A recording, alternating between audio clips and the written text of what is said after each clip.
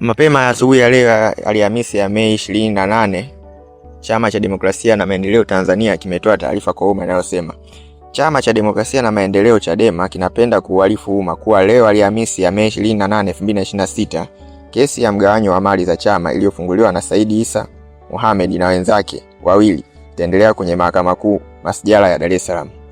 Kesi hiyo itakayokuwa kwenye mahakama ya wazi kwa kesho inatarajiwa kusomwa hukumu ya uhalali wa kesi hiyo kuwepo mahakamani baada ya mawakili wa chama kuitaka mahakama kufuta kesi hiyo akidai imefunguliwa nje ya muda.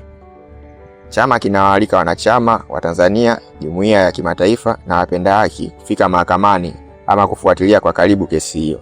Imetolewa leo Alhamisi ya Mei 28, 2026 na Brenda Lupia, mkurugenzi wa mawasiliano na uenezi wa Chadema. Asante. Usisahau kusubscribe, kulike na kucomment na kuandika maoni yako hapo. Kwa haraka nikupitishe kwenye uwanja wa comment kutoka hapa Instagram. Huyu anaitwa Raymond_Masamaki anasema wananchi tupo pamoja. Mwingine anaitwa Marwa Kitagungwa anasema kwamba haki itashinda tu. Mwingine anaitwa Official MMK09 ameandika kwamba ni mwendo wa taifa kwa umma mpaka nchi ikombolewe. Mwisho wa uwanja wa comment, tuandikie maoni yako hapo kwenye comment section, tutayasoma.